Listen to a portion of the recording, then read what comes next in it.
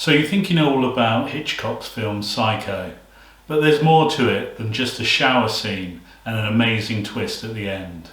The film starts in Phoenix, Arizona, Friday the 11th of December at 2:43 p.m.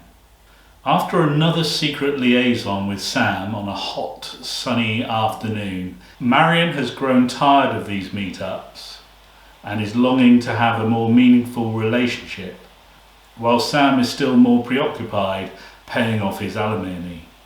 She returns to work where a client is buying his daughter a house for her wedding present, $40,000 in cash.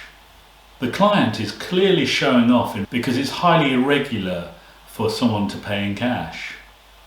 The manager advises her to deposit in the bank and they will exchange it for a cheque next week. And she tells them that she'll probably go straight home after visiting the bank. However, after some contemplation, she does not go to the bank, but packs her bag instead. In the scene, there's a really good example of show but not tell.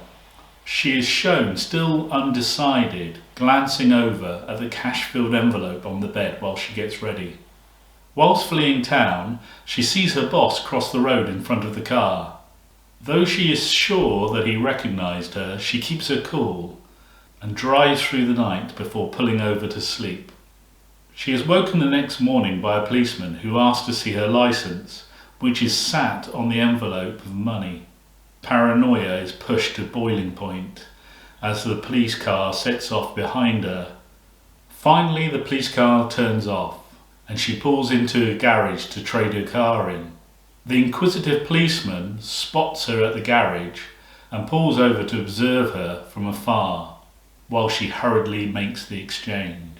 As Marianne drives away in a new car, her mind is running wild about the events that might be happening at work in the garage.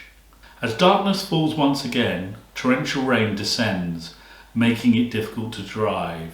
She appears to have ended up on some back road when her tired eyes see a sign, the Bates Motel. So this film is more than a couple of scenes. There's a whole host of characters and a backstory to them.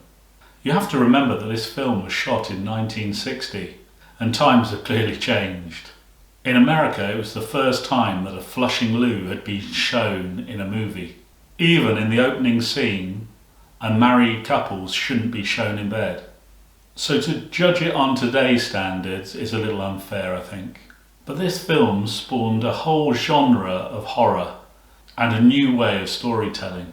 I like the fact that Hitchcock demanded that there was a no late admission policy to watching the film. This was because he didn't want audiences to miss Janet Leigh's portrayal of Marion. And it is this setup that I've described. As an audience, we have to decide whether we're on Marion's side. She is having secret liaisons with Sam, and she's just stolen $40,000 from her work.